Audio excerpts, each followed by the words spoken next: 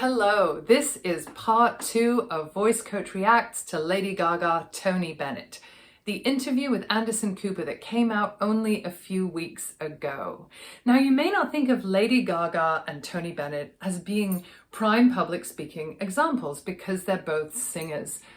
But in these videos, what I'm really looking at is the concept of performance persona and how this can help you show up for your own public speaking performance situations.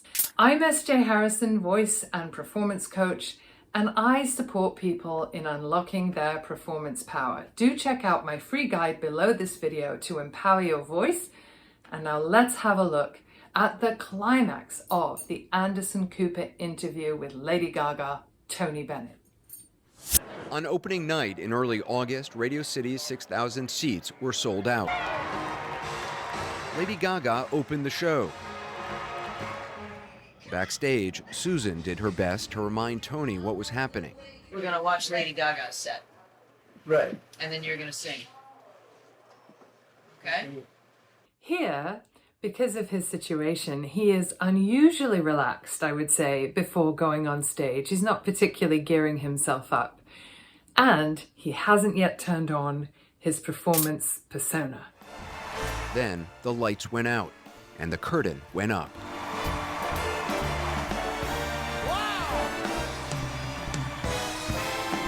Well, once he saw the audience, and and he raises his hands, I knew we were all right.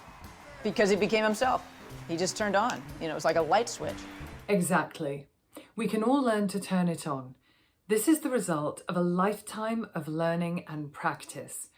Remember, performers are not born, they are made.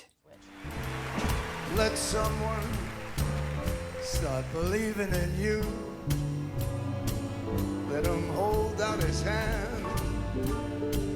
Let him find you and watch what happens. There may have been a few missteps, but the crowd didn't care. It was Tony's night, and the old crooner was in command. This is a really important point. Even though we understand that Tony Bennett has Alzheimer's, and that may be why he's making some mistakes, all performers and public speakers make mistakes. And this is true for everyone. The audience doesn't care as long as the overall performance is solid and vibrant. And this is something for you to remember when you get up and speak or perform in front of a group. Should we keep going? Wow! What a great audience. When it came time for Lady Gaga to join him for some final duets, listen to what Tony said as she appeared on stage. Hey, Tony. Whoa!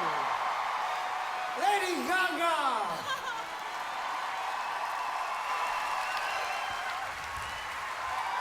I like that. Do it again. She's so totally delighted. The skills that Tony Bennett and Lady Gaga in their very different ways and times of life exhibit when it comes to how to show up for performance, well, I think that comparing these two people in this moment, seeing how they're similar, and also seeing how they're different, is really profound and speaks a lot to how we can train ourselves to achieve our goals. And a lot of it has to do with connecting to other people, connecting to the audience, our energy going outwards towards what we're doing and who we're serving. That's the first time that Tony said my name in a long time. Really? In all the weeks leading up to it, he hadn't said your name? Wow. I had to keep it together because we had a sold-out show and I have a job to do. But I'll tell you, when I walked out on that stage and he said, "It's Lady Gaga," my friend saw me, and it was very special. And at the end of the night, Lady Gaga was there to walk Tony Bennett off the stage one last time. It's the last thing that I said to Tony on stage was, "Mr. Bennett, it would be my honor if I could escort you off the stage." And he said, "Okay." And I did.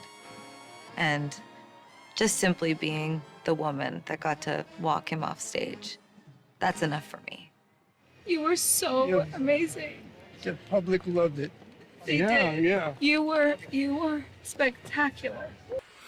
So I just wanted to point out, again, Lady Gaga there. The moment off stage where she is tearful and she says, "You were so amazing," is a lot like her voice when we saw her receive the award for Shallow. So as soon as she's not performing, she's out of that heightened moment, the emotion overcomes her. And you heard her talk about it. She said, "I had a job to do, I was performing," and I think that's something to think about when it comes to being really challenged by speaking moments.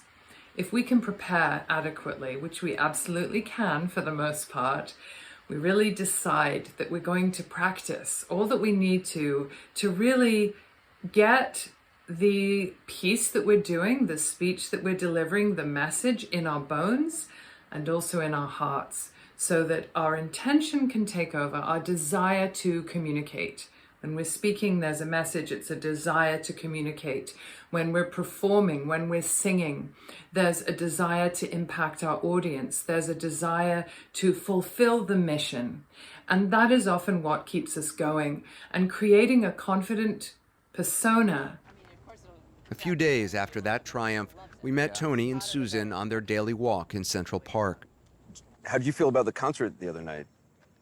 Were you I don't happy? know what you mean. I saw you at Radio City. You did a great job. Oh, thank you very much. Tony had no memory of playing Radio City at all. Is this a sad story? Tony Bennett's last performance? No, it's not a sad story. It's emotional. It's hard to watch somebody change. I think what's been beautiful about this and what's been challenging is to see how it affects him in some ways, but to see how it doesn't affect his talent. I think he really pushed through something to give the world the gift of knowing that things can change and you can still be magnificent. I really appreciate the way Lady Gaga here speaks to the role of artists and the way in which artists can reflect back to the audience. Ultimately, that's what an artist should be doing. It's not about our own individual egos. It really needs to be about how can I use my work and myself as a vessel to reflect back to you, the audience, if I'm in the role of artist, your own humanity that we all share. This is the sacred role of the performer, even going back to the Greeks. And she really speaks to this when she says, this is what Tony Bennett is showing us. This is not a sad story, it's an emotional story.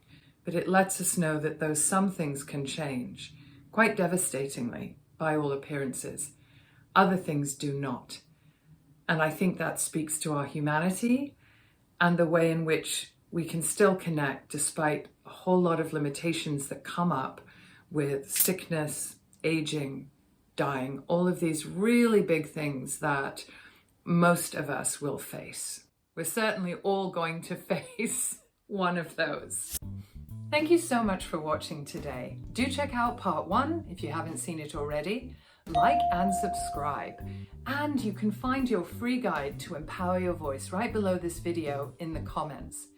In the next few weeks, we're going to be looking at Oprah, who is a true master of oratory, as well as what it's like to receive an award in a second language, the Mexican director Alejandro González Iñárritu for the film Birdman. This video will be subtitled in both English and Spanish. Here's to unlocking your performance power.